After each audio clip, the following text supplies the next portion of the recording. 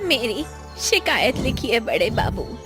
मुझे लोग बहुत परेशान करते हैं, मुझे सोने भी नहीं देते। ये सन की बुढ़िया फिर आ गई।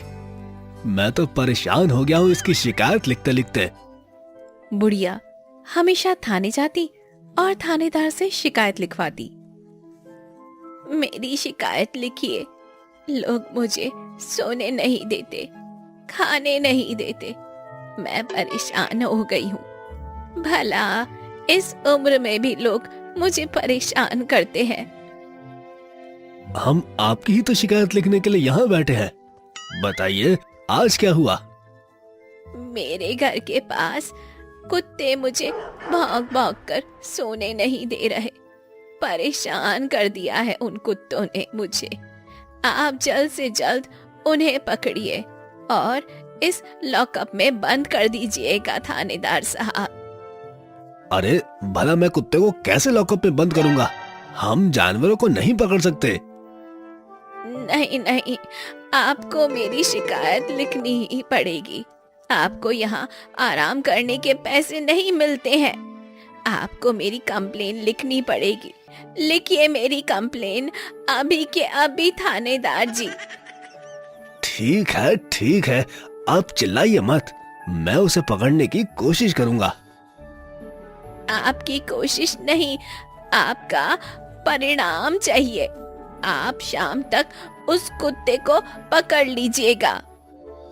इतना कहकर बुढ़िया थाने से चली जाती है। थानेदार के थाने का सिपाही कहता है, कल तक 57 शिकायत थी, आज की शिकायत लेकर 58 हो गई।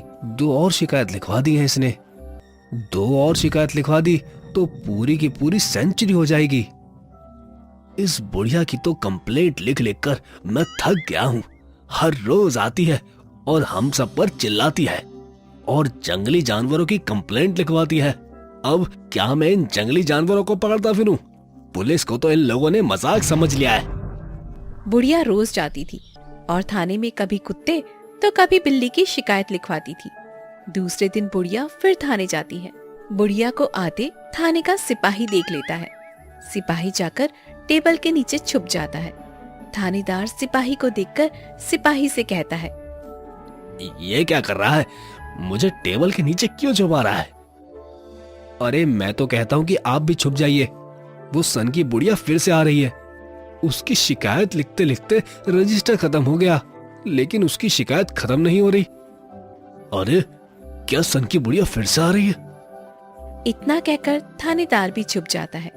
बुढ़िया थाने में आती है। कहाँ छुप गए तुम सारे? मुझे शिकायत लिखवानी है। अरे सब बाहर निकल जाओ। इस बार मुझे जानवरों की नहीं, इंसान की शिकायत लिखवानी है। मुझे मारने की कोशिश की गई है। लगता है इस बार सच में कोई शिकायत लिखवानी है। यह सोचकर थानेदार अलमारी के पीछे से और सिपाही टेबल के नीचे से निकल जाता है। अच्छा, तुम मेरे साथ छुपन छुपाई का खेल खेल रहे थे। अब जल्दी से मेरी शिकायत लिखो। हाँ बोलिए, क्या शिकायत लिखनी है आपकी? आज मेरे घर के पास से एक बारात जा रही थी। उसमें सभी बाराती ढोल बजा रहे थे। उस ढोल की आवाज से मेरा सिर दुख रहा है। उन सब बारातियों को पकड़ लीजिए। क्या बारातियों के बारे में आपको शिकायत लिखवानी है? आपने तो कहा था कि आपकी जान लेने की कोशिश की गई है। हाँ, गांव वाले जानबूझकर मेरे घर के पास से बारात लेकर जा रहे हैं ताकि मेरे सर में दर्द हो और मैं मर जाऊं। हुई ना मुझे मारने की साजिश। बोलिए थानेदार साहब, आप ही बताइए, मैं सही बोल रही हूँ ना? बुढ़िया की बात सुनकर थानेदार परेशान हो जाता है और अपने सर पर हाथ रखकर कहता है, लिख दो इनकी शिकायत। अब मैं क्या कहूँ? अगर शिकायत नहीं लिखी तो पूरा गांव सर पर उठा लेगी। थानेदार की बात सुन सिपाही शिकायत लिखता है और बुढ़िया वापस अपने घर आती है और खुद से कहती है, आज तो मजा ही आ गया। कितना परेशान किया है मैंने थानेदार को। वैसे भी सरकार उसे काम करने के पैसे देती है, आराम करने के नहीं। अब मैं ही उसे कुछ शिकायत लिखवा देती हूँ, कम से कम वह कुछ तो करे। खाली बैठा रहता है, कुछ नहीं तो कम से कम शिकायत ही लिख लेगा मेरी। बुढ़िया की बात खिड़की से चमन सुन लेता है। अगले दिन जब बुढ़िया पानी भरने के लिए जाती है और फिर जब पानी भरकर वापस आती है तो वो देखती है कि उसके घर में चोरी हो गई है। अरे ये क्या हो गया, मेरे घर में चोरी हो गई। अब मैं क्या करूं? मेरे पास तो खाने के लिए भी कुछ नहीं है। जल्दी जाती हूँ और थानेदार के पास भी शिकायत लिखवा देती हूँ। बुढ़िया रोते रोते थाने पहुँचती है। हाँ, मैं लुट गए, मैं बर्बाद हो गई, मेरे घर चोरी हो गई। थानेदार साहब, चोर को पकड़ लीजिए। थानेदार साहब, मेरी बात सुनिए, चोर को पकड़ लीजिए ना। आज मैं तुम्हारी एक बात नहीं सुनूंगा। रोज रोज मुझे परेशान करती हो। आज मैं तुम्हारी कोई शिकायत नहीं लिखूंगा। हमेशा जानवर, कुत्ते बिल्ली की शिकायत लिखवाती हो।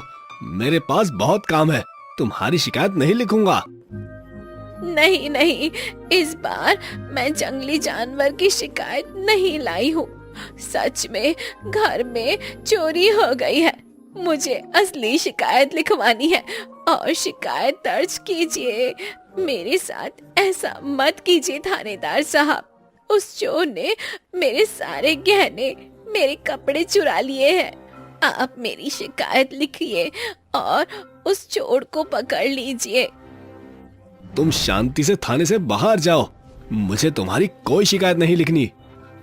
लेकिन लेकिन मेरी बात तो सुनिए।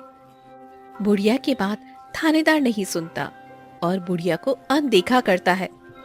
बुढ़िया परेशान हो जाती है और वापस लौटकर अपने घर आती है। हे भगवान, ये सब क्या हो गया? मेरे साथ ये सब क्या हो गया भगवान? मैं बर्बाद हो गई। भला मैं अब क्या ही करूं? आपने मेरे साथ ऐसा क्यों किया भगवान? इस बार बुढ़िया के घर में सच में चोरी होती है, लेकिन थानेदार उसकी शिकायत नहीं लिखता और बुढ़िया घर में बैठकर रोने लगती है। बुढ़िया की आवाज सुनकर गांव के सारे लोग जमा हो जाते हैं। बुढ़िया के घर के बाहर आकर लोग खड़े हो जाते हैं। अरे, आज बुढ़िया कैसे रो रही है? भला इस बुढ़िया को रुलाने वाला कहाँ से आ गया? या तो सबको रुलाती है आज, या खुद रो रही है। अरे आप लोग इतना मत सोचो। जो सबको रुलाती है वह खुद कैसे रो सकती है? इसकी जरूर कोई नौटंकी होगी। गांव वालों की बात सुनकर बुढ़िया रोते हुए घर के बाहर आती है। मेरी बात पर विश्वास करो, मैं सच बोल रही हूँ। मेरे पास खाने के भी पैसे नहीं है। तुम लोग मेरी मदद करो। थानेदार तो मेरी बात सुनने को तैयार ही नहीं है। कम से कम तुम लोग तो मेरी बात सुनो। काकी, अपनी नौटंकी बंद कीजिए। हम लोगों को अच्छे से पता है आप सबको परेशान करने के लिए ये सारी नौटंकी कर रही है। हाँ, इनके पास तो कोई काम ही नहीं है। हमारे पास बहुत काम है। अरे अरे, चलो हम सब यहाँ से चलते हैं। इन्हें जो करना है वो करने दो। शर्मिला की बात सुनकर सभी लोग वहाँ से चले जाते हैं। बुढ़िया अपने घर के अंदर जाती है। कोई भी मेरी बात नहीं सुन रहा। मैं क्या करूं? पहले मैं खाना खा लेती हूँ, उसके बाद कल फिर थाने जाऊंगी। बुढ़िया किचन में जाती है और देखती है कि वहाँ खाने के लिए कुछ भी नहीं है। यह क्या हो गया? यहाँ तो खाने के लिए भी कुछ नहीं है। चोर ने मेरे गहनों के साथ साथ मेरे खाने पीने की चीजें भी चुरा ली है। मेरे पास तो अब पैसे भी नहीं है और कोई मेरी बात भी नहीं सुन रहा है। मैं क्या करूं? बुढ़िया भूख के मारे परेशान हो गई थी।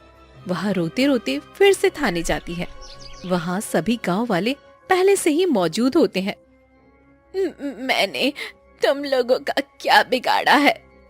मेरे साथ तुम लोग ऐसा क्यों कर रहे हो? मेरे गहने चोरी हो गए हैं। यहाँ तक कि मेरे पास खाने के लिए भी कुछ नहीं है और थानेदार मेरी शिकायत भी नहीं लिख रहा है। मैंने ऐसा क्या किया है तुम लोगों का? हाँ, बोलो, ऐसा क्या किया है? आप भूल गई कि आप हमें रोज कैसे परेशान किया करती थी। मेरे कुत्ते रॉकी के बारे में आपने शिकायत लिखवाई थी। मैं क्यों करूं भला आपकी मदद? हाँ हाँ, हम में से कोई भी नहीं करेगा उनकी मदद। मुझे माफ कर दो। मुझे लगता था कि थानेदार कोई काम नहीं करता है, सिर्फ सरकार के पैसे ही लिया करता है, इसीलिए मैं इनसे शिकायत लिखवाती थी। मुझे मेरी गलती का एहसास हो गया है। प्लीज अब आप सब लोग मुझे माफ कर दीजिए। आप चिंता मत कीजिए। आपको आपकी गलती का एहसास दिलाने के लिए ही हमने आपके घर झूठी चोरी करवाई थी। आपके सारे गहने हमारे पास सुरक्षित रखे हैं। काकी, आप हमसे माफी मत मांगिए। आपको अपनी गलती का एहसास हो गया है, हमारे लिए इतना ही काफी है। आप सभी लोग कितने अच्छे हैं। मैंने आप सभी के साथ कितना गलत किया है, उसके बाद भी आप लोगों ने मुझे माफ कर दिया। बुढ़िया अपने गहने वापस पाकर बहुत ज्यादा खुश होती है और बुढ़िया कभी भी गांव वालों को परेशान नहीं करती थी और गांव वाले भी बुढ़िया के साथ मिलजुल कर रहते हैं। तो दोस्तों, कैसी लगी आपको हमारी कहानी? हमें कमेंट बॉक्स में जरूर से बताइएगा और ऐसी ही मजेदार कहानियां देखने के लिए हमारे चैनल को सब्सक्राइब करें।